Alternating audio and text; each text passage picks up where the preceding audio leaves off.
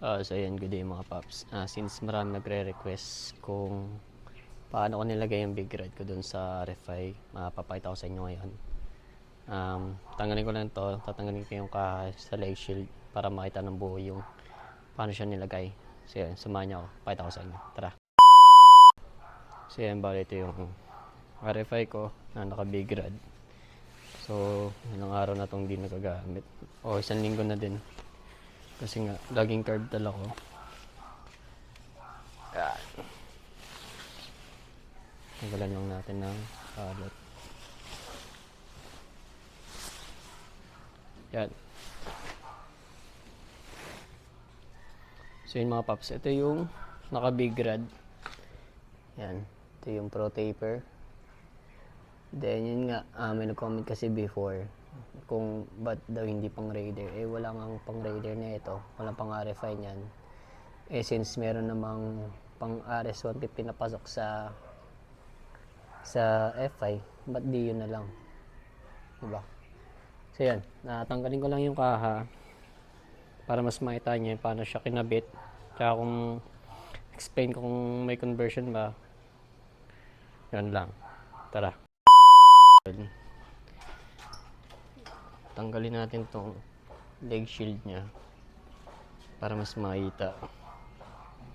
Wait lang. Yan, tayong tools. Tanggalin lang natin.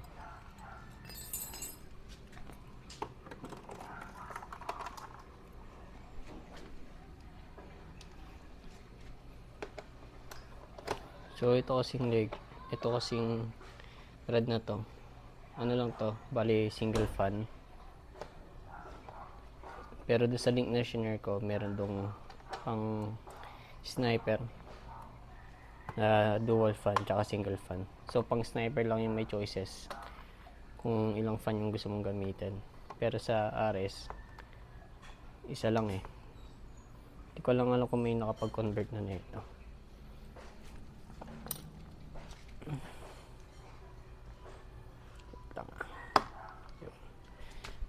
Tapos dito sa baba.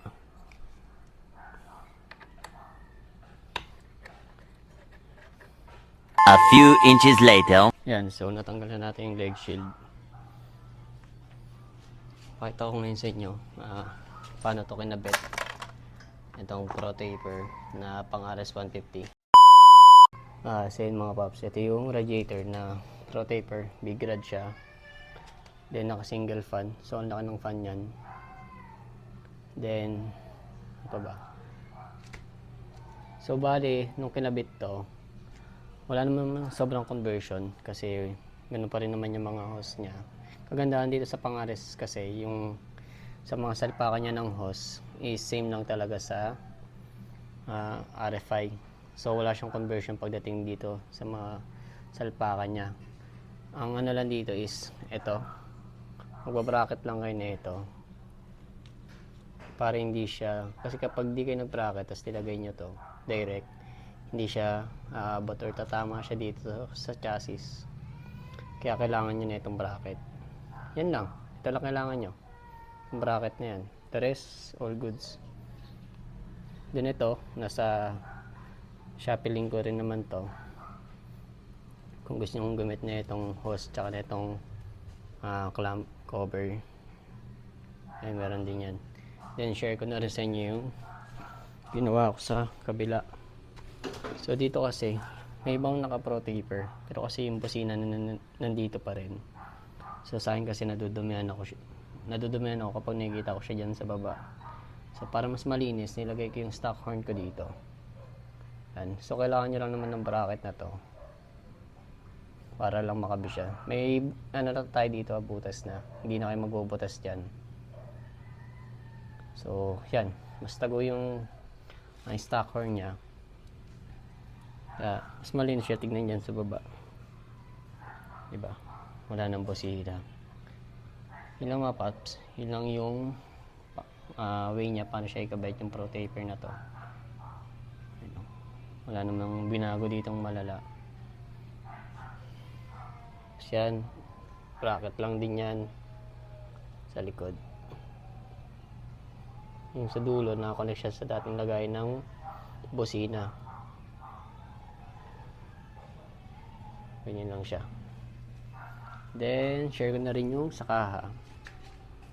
Ito kasi sa iba, tinatanggal na kasi ito. Kasi yung stock nito, yung buo pa, ay tumatama kapag nakalagay yung big rod. So ako, ang ginawa ko is, pinatabas ko lang siya para may takip pa rin yung sa may ignition. Yan sa kabila. Para hindi lagi nababasa. Kasi kapag lagi nababasa yung ignition, kakalawangin. Ito. So yun lang mga paps. Paano ikabit yung rod. Balik ko lang tong kaha. Since di ko alam kailan kulit mababaklas yung LED shield, pupunasan ko na muna to yung mga hose. Kasi may mga dumi na. So punasan natin siya. Yan. Para okay na ulit bago takpan. Kasi